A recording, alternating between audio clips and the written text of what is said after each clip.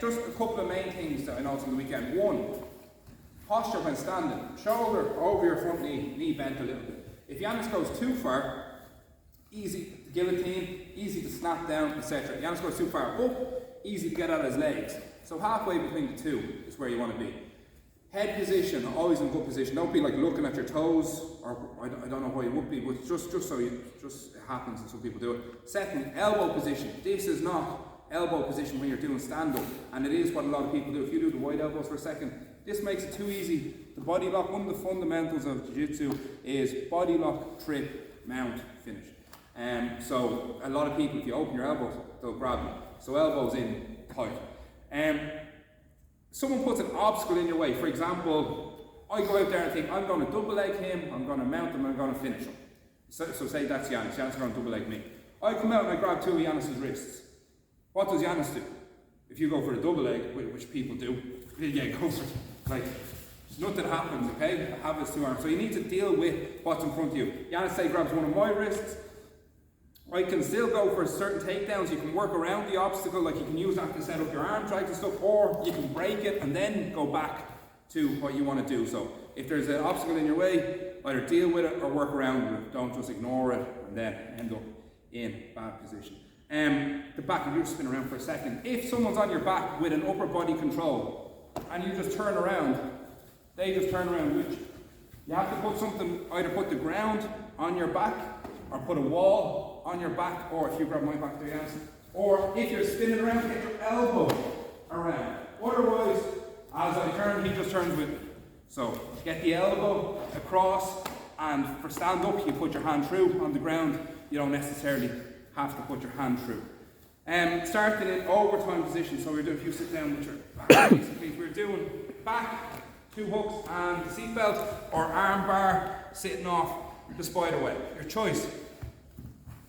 If you were the one dominating, you'll get the choice to choose. Ideally, go defending first. Why? So you know, okay, I escaped in 30 seconds. So it's when you're going to attack, you can take a position where you're on your back, for example, throw in the body triangle and just hold on to him for 30 seconds. Don't let him escape, and then go for the finish after 30 seconds. And that being said, one of the main positions people were getting stuck in was the body triangle.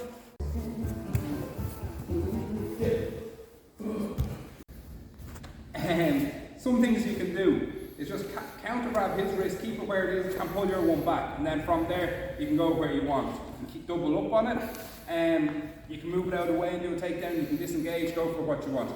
And if you're having trouble grabbing, like maybe you go to regrip, he goes to regrip here, you just grab my wrist as well, and you end up with a situation like this. If he has a stronger grip, you don't want to be stuck there. So I can still use it, brace this one, pull, and come around into the 2-on-1 on his arm. So I did keeping his wrist and keeping his upper body. If he didn't have that grip in there, sometimes you can grab it here, grab your own wrist and stuff, but say wrist and upper body or upper arm is fine. Grab again there.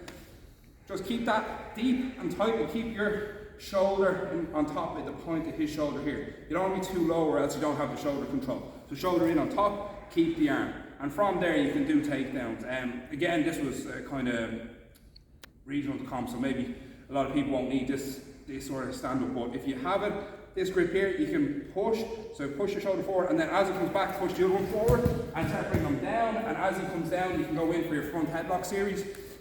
Sometimes he gets over distracted by this, you might be able to go behind him. A lot of time, he'll know his back is exposed, so you might posture up a little bit, even though you're heavy on the shoulder, he'll be driving up, and he'll try to face you a little bit. And as he does, you can go in for your entries there. You can step and go in, or else you can go in here either, whichever you prefer. So work out that. He grabs the wrist, I grab the wrist, break it. He grabs my wrist as I circle and get my grip from here, tight, shoulder on top. Step back and punch down into your front headlock series.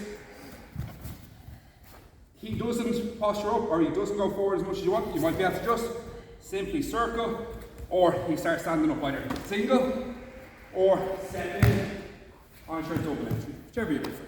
Alright, on two guys, 1, 2. Your feet. Next one up is if he's really good at getting wrist control, like he did from standing.